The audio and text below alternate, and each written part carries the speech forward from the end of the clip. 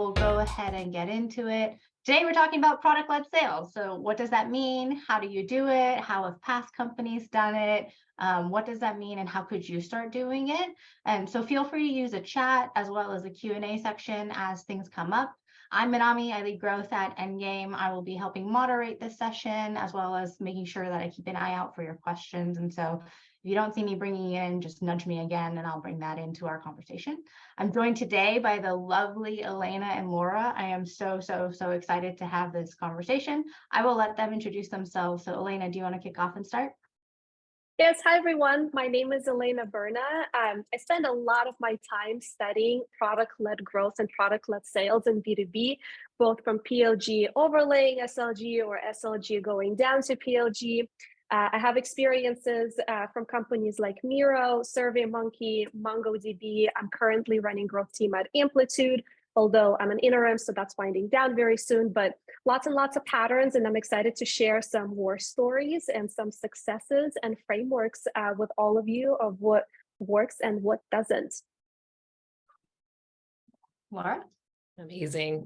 Yeah, been in sort of similar space as Elena all through PLS, PLG, up and down. For me, I'll mostly be talking about my experience at Rapid, which is where I am today. I lead growth as well as our marketplace product. Rapid offers the largest API marketplace in the world, which is great. But I also was at Twilio for 7.5 years before that. And so I led growth on the product side from 2015 all the way to 2022, from 100 million in revenue and a couple hundred people through 3 billion in rev and 8,000 people. So tons of, as Elena aptly put it, learnings, failures, all kinds of fun stuff. So really excited to dive in and especially leverage the real world examples that we've experienced to help y'all brainstorm on how you can approach the same thing. Cool, awesome. I'm gonna share my screen. We have a few slides just to use as like grounding to keep us moving forward in terms of conversation.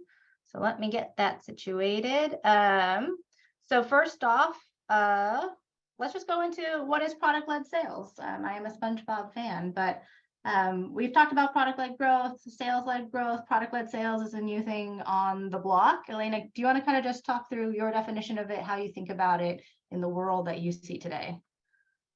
Yeah, I'm actually going to take a step back first and define what growth is, because you cannot define product-led sales without understanding what growth is. So growth is your ability predictably, sustainably, and competitively defensively answer questions of how do I acquire, how do I retain, and how do I monetize my customers.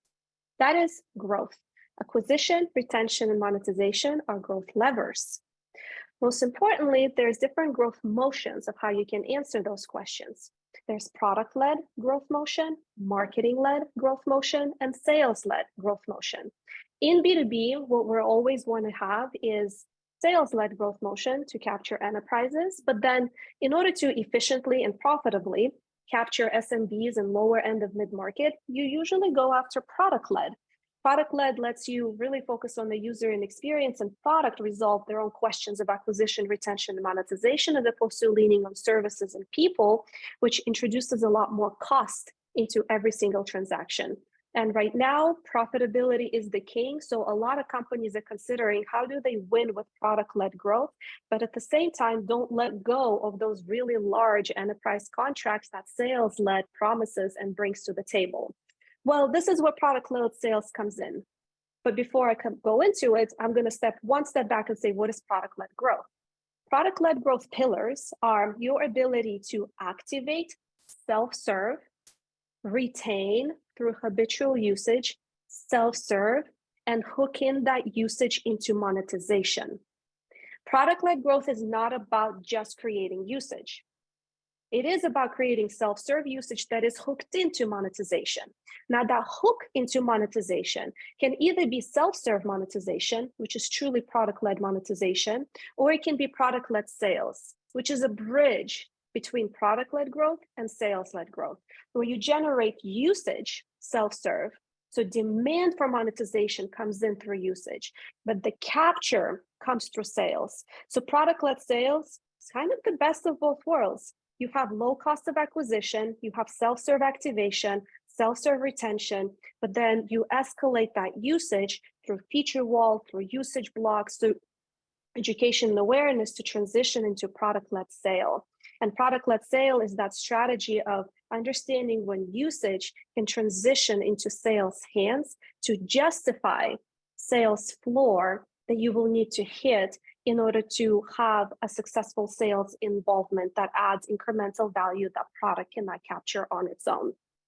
Yeah, it's like, I feel like product-led sales is all about the efficiency and focus of sales, making sure that they're really bringing in, like, you know, ROI on their touch, because sales reps' time are really valuable, and you have a lot of other things that you can do from a product-led side to really help drive revenue. So make sure sales touch is most valuably used.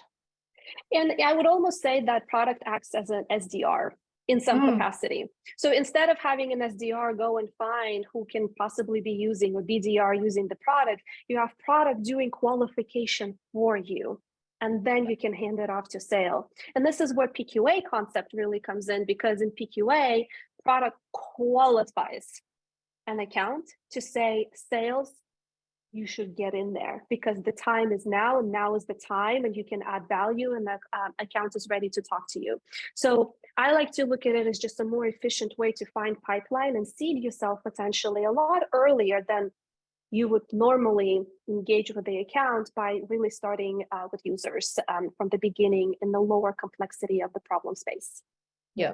And it aligns nicely to where it's needed in the beginning, right? It's exactly right. Like sales at scale, sales with users is exactly what's happening on the self-serve side. They tend to want to get value quickly. Getting on a call with a sales rep at that point when they haven't reached value is a high friction, right? So having the self-serve experience be your BDR, be the one that's qualifying, giving them that initial value also aligns better with where the user is at. So it's a framework that works for companies, and it also is absolutely meeting your customer where they're at in their journey. Yeah. And there's a piece here, sorry, I just want to add, there's a piece here is that you not to mistake product usage for MQL. So just because you have a sign up does not mean that it's a marketing qualified lead, does not mean your sales should be calling that sign up 15 minutes later after account creation going, hello, is your budget ready? Are you ready to buy?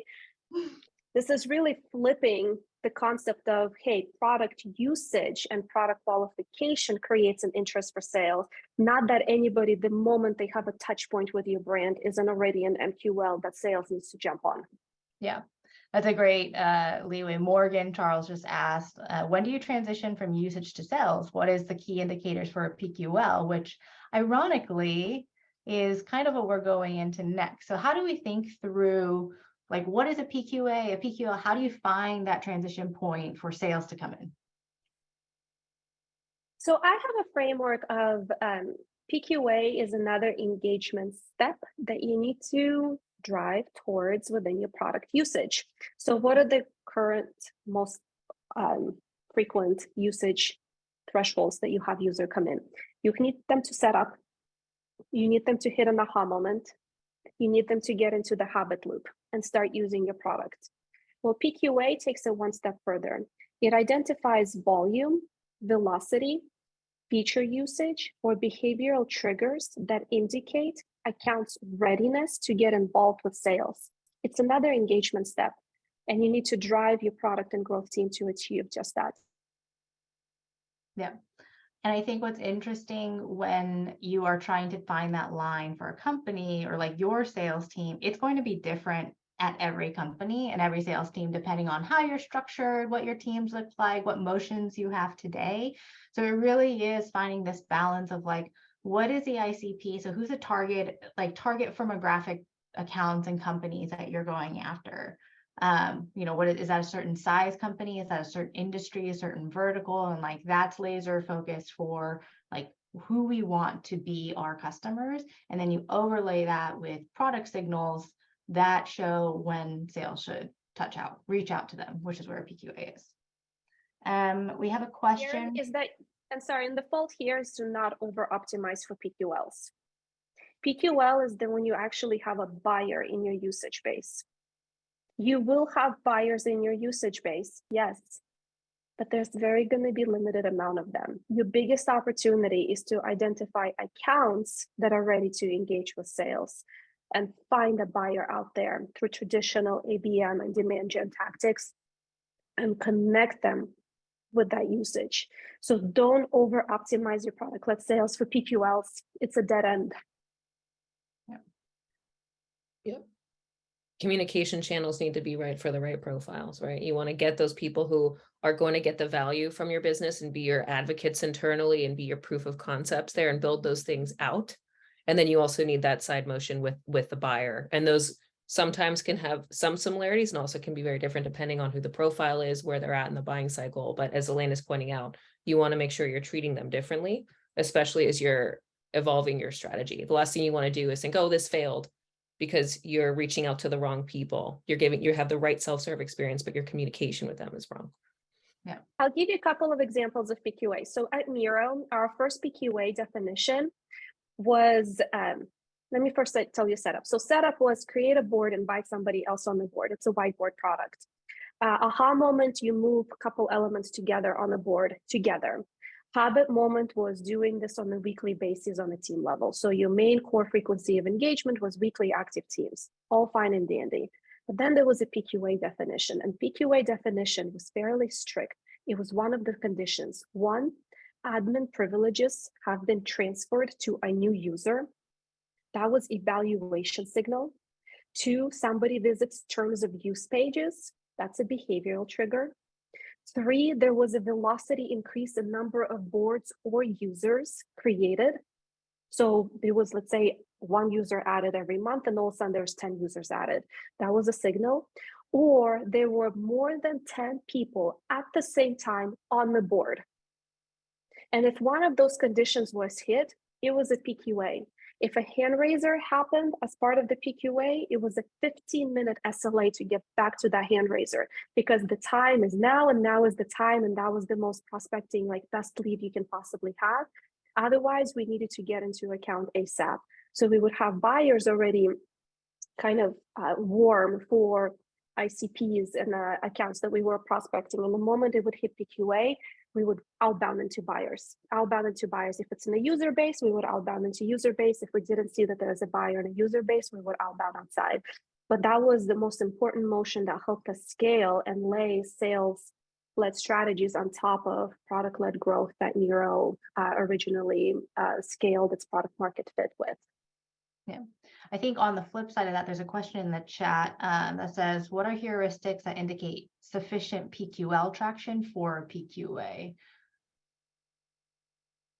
Which I feel like there's PQL traction, which is individual buyer, which may or may not exist in your product usage. And then the PQA view is your account level view. And so I think they work together in a sense. So you may have a PQL, which is a buyer in your user base, or you may not have the buyer in your user base, but you have an account with, say, Coca-Cola.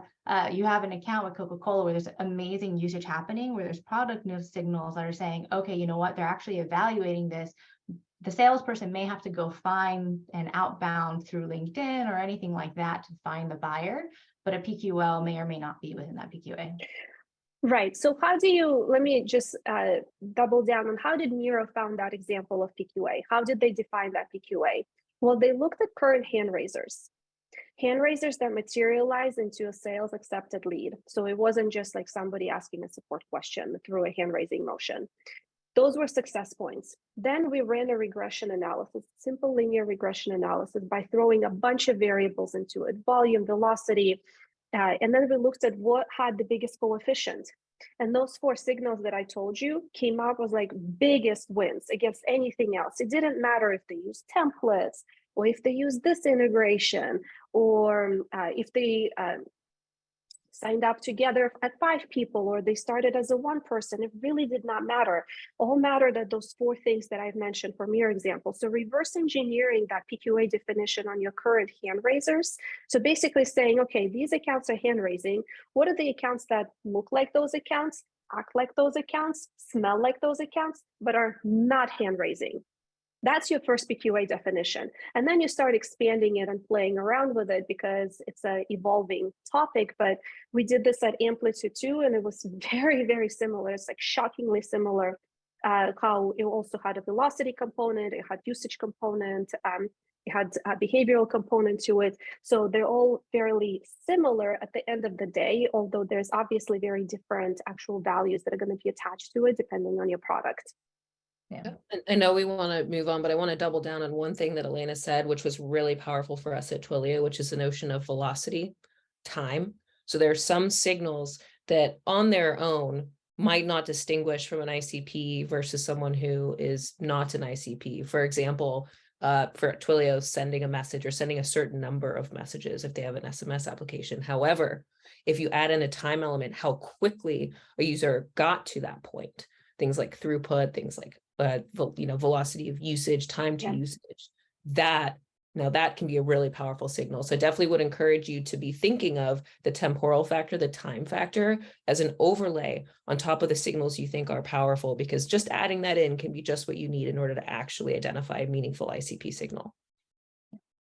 I think just to close out on ICP could also mean that as a company, if you're smaller and you're laser focused on the specific industry or vertical, you're already pre-filtering who you want as a company to sell to, right? So like if you're a brand that focuses specifically on a vertical, like you want your sales just selling into that vertical, that's a company decision. That's an ICP, like firmographic information that could help layer in there to say, great, like we just want sales focusing on this vertical, or say enterprise companies, because we want them focusing on 5,000 employees and up or something like that. That kind of firmographic information can also play into ICP.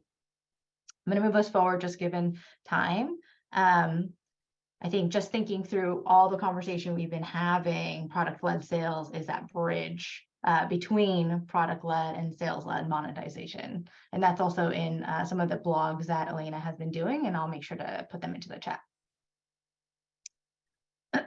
So just some practical ways that we've seen product-led sales be used because it's that intersection between product-led growth and a sales motion, how reps come in and start practically using product usage to build pipeline. Here's some common ones that we're seeing from Endgame, where product-led sales tools, we talk to a lot of companies. The first one, especially in times of today, is expansion. And so wall-to-wall expansion and upsell. So the wall-to-wall expansion is similar to what we were talking about today, where you may have a PQA, meaning there's an account where you're seeing really, really great product usage, and you may want to go upsell that account for all the seats that it's worth or all the consumption that it's worth. And so at PagerDuty, for example, we may have had an instance in Coca-Cola, right, in a small dev team. The sales team would want to use that kind of storytelling and that usage to be like, hey, we already have penetration into this team here. You have 1,000 developers who need incident management. Like, go to the CTO and sell that story. That's an example of wall-to-wall expansion. Similar to that, but a shade off, another way to bring in expansion revenue is if you have, that dev team within Coca-Cola is using the product really well, and you actually see signals that they might need better features. That's just in a higher plan. So instead of trying to sell to the entire CTO, you're just trying to get that team to buy a higher plan. And that's another really great way to use product signals to say, hey, here's opportunity for expansion revenue. And then the last one that we commonly see is ICP, land and expand. And so if you have a really great land and expand motion or a seed motion, you want to make sure that the best accounts that you want to have in your product are landing really well, onboarding really well, and adopting really well, and building that relationship so you can expand in the future. Your acquisition model may be purely self-serve, right? They might just be buying on their own, but you want to make sure to flag it to sales to be like, hey, this little team from Coca-Cola came in. That's a big target account for you. Like, make sure you're watching it and make sure you're watching those signals so you know when to come in for that expansion. I'm just going back to chat. What is a good way to define hand raisers? Is it something specific in the product of contacting someone in sales inbound, or do you find it as something else? I've defined hand raisers as someone who fills out a demo request or a contact sales form. That is like, hello, me. Hi, it's me. I'm the problem. I want to talk to you. Does anyone else have Laura, Elena? Is that how you guys define it? Yeah, that's it. Basically, just the people who are doing the reach outs. Usually those are the ones who are more interested in moving through to the buyer. And I did want to note too that a great question was asked in here as well about, hey, how do you identify your PQAs? How do you identify those signals? And I think Elena put a great answer in there around the quantitative side. Like you could absolutely mine the heck out of the data that you have, people who are successful, people who are not, and use those to identify patterns and to patterns. If your data, if you don't have robust data, or you're struggling, that's a little bit of a slower motion, which sometimes I see in earlier companies. It also can be very effective, quick and dirty, to just take a minute, think about your customers, think about what do you think are the things that would indicate a differentiation between account that's succeeding versus one that is not, and start to then go in and identify. I view that as the needle and haystack hypothesis driven perspective, right? So instead of just searching in the data, looking for the needle, which can be effective if you have the right mechanisms and people, instead hypothesizing, I think there's a needle here, right? And then going in and testing that out. Great example would be at Twilio, when I was starting out, we really didn't have sufficient resourcing to do some of the deep quantitative digging, but just because I'd been chatting with customers and we'd been connecting with them, we recognized that there was a change in the way that customers would interact with phone numbers. We hypothesized there would be from the time a user is testing, like has just a basic kind of like, oh, I'm coming in, I'm just kicking the tires,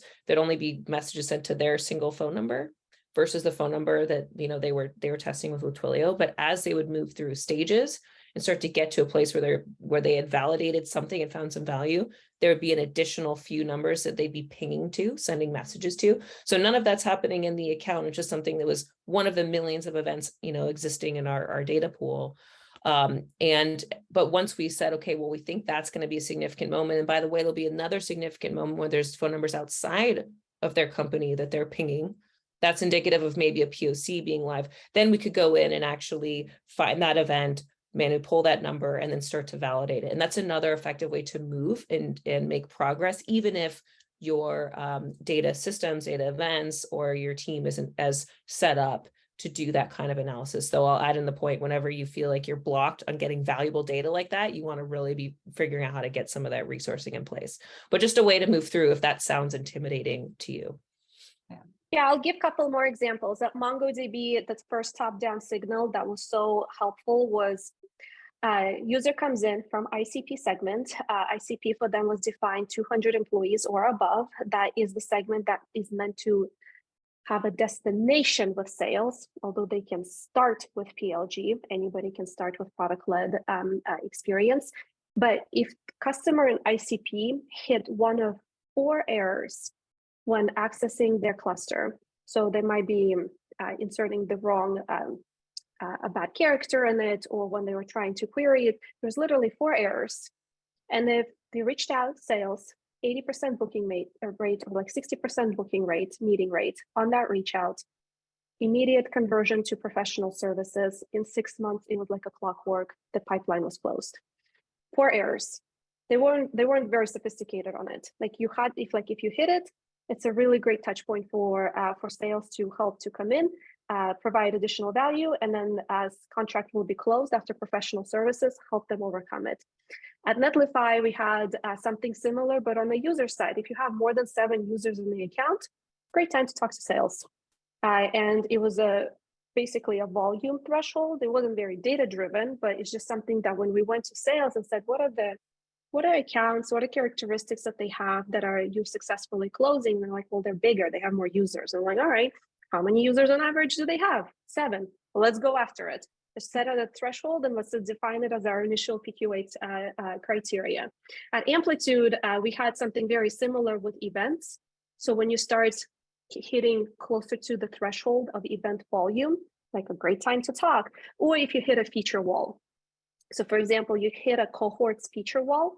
For us, it was a great campaign that converted quite well. It wasn't very sophisticated and it created a lot of false positives. But at the end of the day, it was a great starting point before we came up with this quantitative bottoms up analysis of what makes a great PQA account where sales can successfully create an SQL on top of. So don't shy away from lack of data. Don't shy away if you don't have nobody to run regression model at the beginning. That is an escalation in complexity when you're starting to be very scientific about who to reach out to and when. at the beginning, go talk to your sales team, say, hey, what are the accounts doing that you're closing? And just score your accounts against that from a top-down, intuition-driven parameters. Yeah.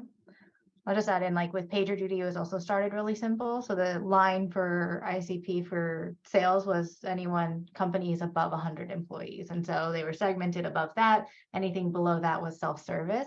And then what they were looking for is like a lot of those companies were landing on their own, right? Self-serve coming in, and then they'd have a book, but they were looking for traction of users being added. So seeing like rapid expansion within a team to say, hey, this is an opportunity for me to go sell a broader team number of seats instead of just letting them add one by one by one. So you could start really, really simple. Also, if you, this is time for me to plug Endgame, but if you're looking for help in terms of like machine learning models or linear regression to do scoring, there's tools like Endgame and product-led sales tools who can help you with that. For sure. And don't underestimate too the power of partnering with folks like sales. We've talked a little bit earlier about how you know, these motions are related and they're very connected, but it can be difficult sometimes for a sales or to realize that. And I think we'll hit on that a little bit soon.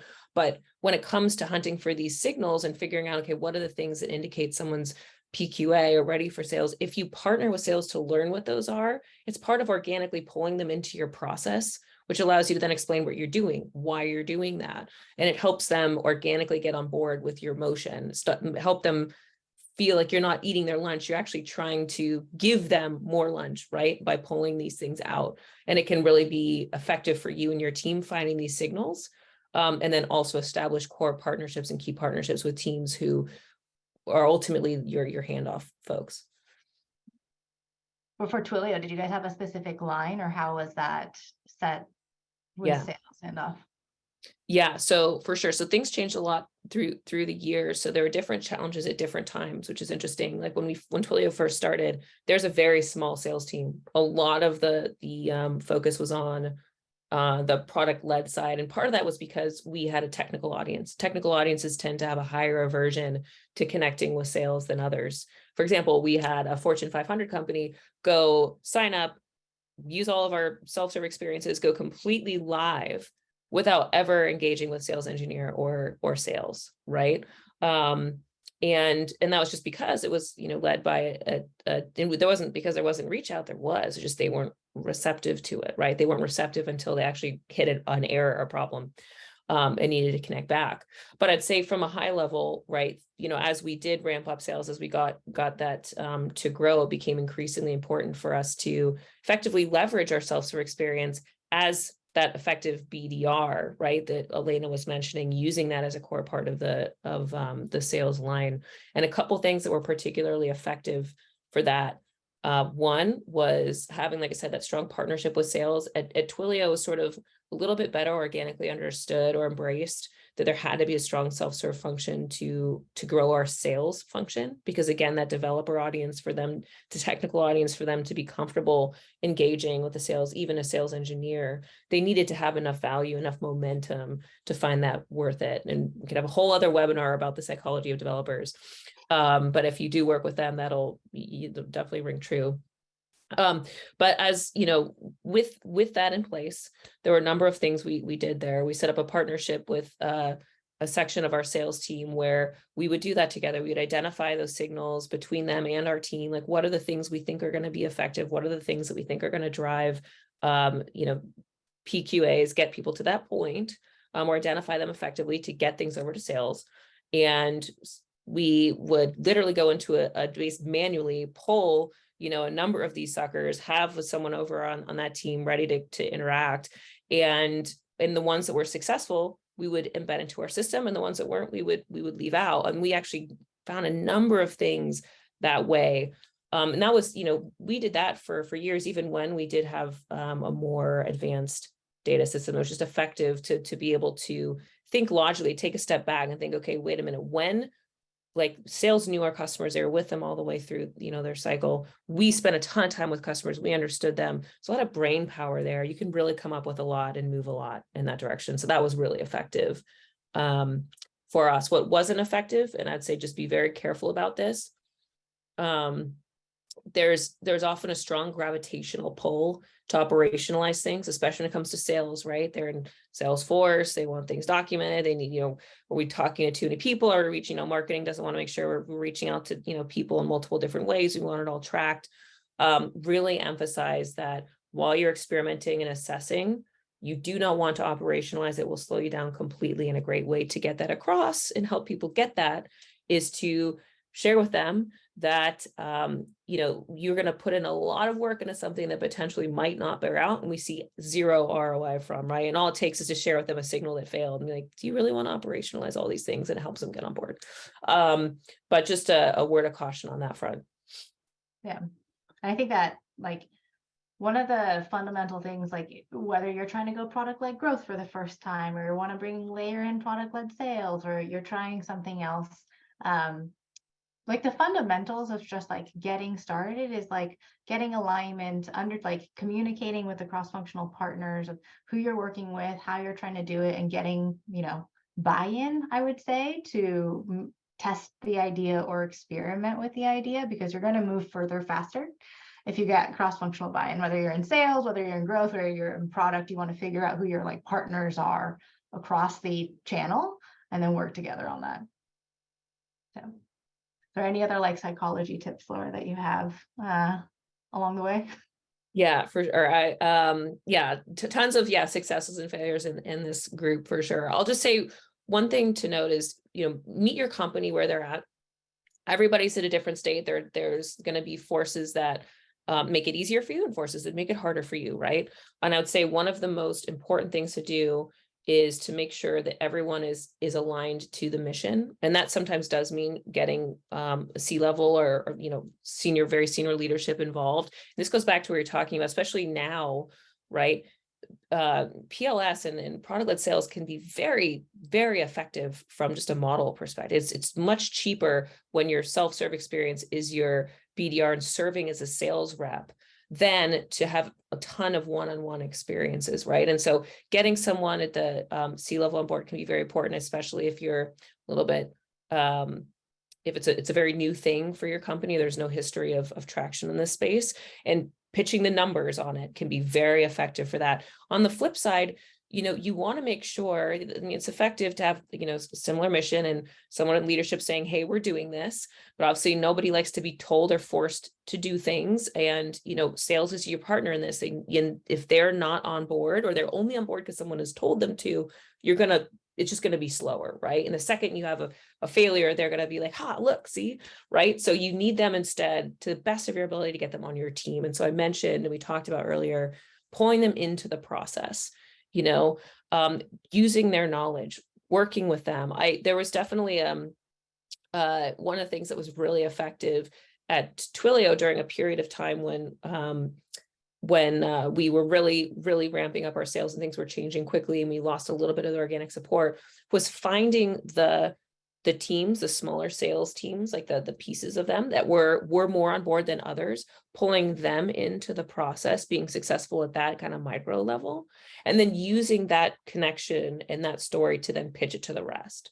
I remember there was definitely, there was a time when we were looking to provide self-serve experiences to a semi-technical audience, these sort of citizen developers or people who are not developers by trade, but were a little bit higher, higher up kind of buyers. And it felt a little bit more like we were going into sales territory, because typically we just focused on developers and they kind of were on the other side. And that was a way that they always kind of viewed us as helpful, because we sold the people they couldn't sell to. When we started to then want to build experiences for this broader group, felt a little bit like we were going on their turf. And so needing to find the person and find the group who organically understood that by us helping those sort of semi-technical folks get high value self-serve, it made it easier for them to sell, made it much easier for us to, again, bring sales in, be successful. And after that was successful, then the sales rep was going around, the sales lead was going around and telling people how effective it was.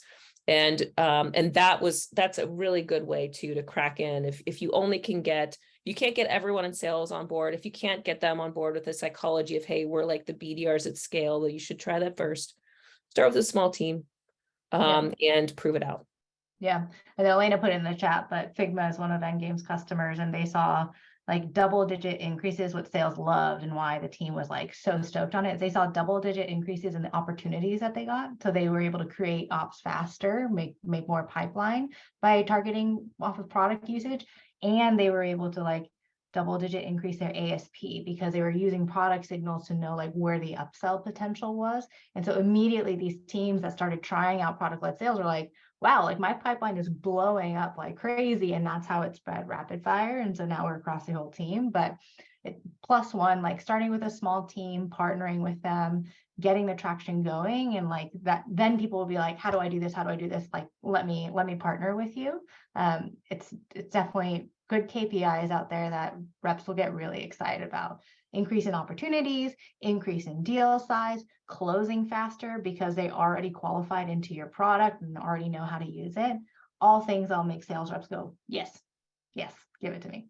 Yeah. And make sure as you have those successes, you're sharing it, right? Like Yeah. that's your spotlight. So not only are you trying to use that to get the rest of the sales team on board, use it to get everyone on board. So like make sure it's getting back to your leadership, make sure that it's being shared across. I mean, the reality is growth is a team sport. You're always touching different things, and showing that, you know, using this as a way to show that this transition for your company to make is the right one is powerful. You never know who's going to come in from the woodwork and be able to support you in this, right? So in addition to doing it and getting that partnership with sales, broadcast it and use it to get broadly the company on board. It'll make it easier every time you do need to do something that goes a little bit against the grain, which, you know, if this is a new motion for you, everything new you do is going to be that. Having more champions at your company will be really effective. Yeah. All right. By the way, just last thing, product has to take accountability over monetization. That's non-negotiable. So you cannot have a product team that is just a feature factory that throws it over the fence for marketing and sales to sell. Product has to take accountability over PQA definition, over driving usage to PQA, and over optimizing that PQA definition to materialize into a sales pipeline. Product cannot take a sideline, and product teams, especially in B2B, are usually very uncomfortable with taking on monetization targets. I'm not suggesting they should take pipeline accountability, but I am suggesting they should take on hand raiser and PQA accountability, which are leading indicators to pipeline. Yeah.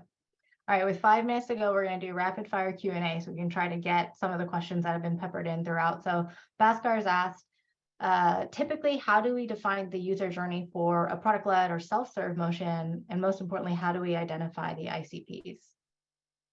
So I'll start. ICP is a static. ICP is just a segment that is that can handle your sales floor. It's really all it is. So really, ICP is the reverse of who cannot handle your sales floor. 95% of B2B companies identify ICP as a user that comes in with corporate domain, and their employee size is 200 employees plus, or maybe 100 employees plus, because that is the size of organization that usually can bear a sales floor of $15,000 to $20,000. That's it. It's static. You need to figure it out on profiling. Ask those questions to help you identify ICP account at the beginning of the acquisition journey. Do not shy away from those profiling questions. They will not impact your activation in a negative way. Set it, and then in a way, actually try to push it up through the time, because the more efficient you can be to focusing your sales on only larger accounts, the better it is going to be for profitability of your business. And how do you define the user journey for PLG? Highly recommend taking Growth Series course at Reforge if you really want to go through how to define activation and retention and monetization for your product experience. But it all centers around what is your setup moment, what is your aha moment, what is your first habit loop, and what is your core frequency of engagement. PQA is the pipeline predictor, that is additional product signal, but those 4 is what you will need to define. And you can probably even Google it and find some materials on blogs about those 4 touch points. Yeah. All right, one question from Nancy. How do you connect individual signals to understanding the estimated value of each account to prioritize your list? That is a great question. In a world where I think you're doing machine learning, like algorithmic scoring, you'll have signals that have a certain propensity to convert, and then you can apply like a dollar ASP. So if your average deal size is $1,500, you can say this has a high propensity to convert about 80% towards that $1,500. I would stray away from going too detailed of like dollar to signal level, because that's like could get really hairy and could get really messy. I just stick with like, what's the average deal size that you're going for? And then what's the propensity of that account to buy at what level? I don't know if Elena, Laura, you guys have any additional like recommendations on that? I think that's right. Right. Especially when you're getting started, like you don't want to over index on getting too complicated. Just go for having a bar you want to get above. Like, is this deal size above? Yes or no? If you get to a point where sales is inundated with leads and you need to start prioritizing because they can't reach out, at that point, you want to start prioritizing something like that. But I would definitely think first of exactly as we talked about here, start simple, especially when you're getting off the ground. And then save some of the optimizations for later as you go. We have a question for B2B. What should be the PQL contribution to pipeline? What have you seen? Should it be 25%, 50%, more? Currently, our goal is 25%. That is a great question. And my like overarching answer is going to be very unique to your existing company's like motion and model in the inbound demand today. And so it's hard to draw a line, but I don't know if Elena, you have. Yeah, so I would say, so I'm advising for a company, roofer, and they provide roofing software. They mostly focus on SMBs or people that have their own businesses. Their PQL contribution to pipeline is almost 100%. However, when we were at Miro, our PQL contribution was 50%, but there's an asterisk in that.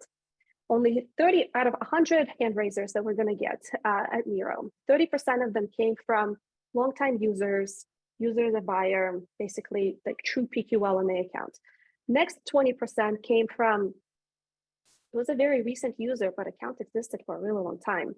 So somebody came in recently, looked around, and then submitted a hand raiser. So it was a very recent PQL, and most of the time, if we were trying to create a hand raiser out of the account, that PQL would not even be in there because it came in very close to hand raising event.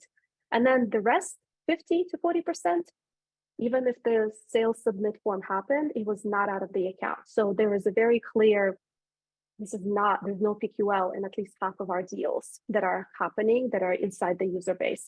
So I would say, and if you're in an enterprise segment and like Amplitude where I am right now, which is heavily targeted towards enterprise, PQLs are probably less than 20% of the overall pipeline. So it depends on where you are in the segment. More in you're an SMB, more closely it's going to be to 100. More in you're an enterprise, the closer it's going to be to 0. Yeah, definitely. And we're at time, but I think this has been an amazing conversation. If we did not get to your question, I'm sorry, but I will be following up with the recording and the deck. And if you do have any questions, I talk to companies every day about product-led sales because that's what Endgame does and that's what we're built for. So you can send me a note and I'd be happy to chat just deeper about your company and if it's right for you. But just a huge thank you to Elena and Laura and all of you for joining us this morning. It's been an amazing conversation. Thank you guys so much and hope everyone has a lovely Wednesday. Thank you, everybody. Thanks everyone. Bye.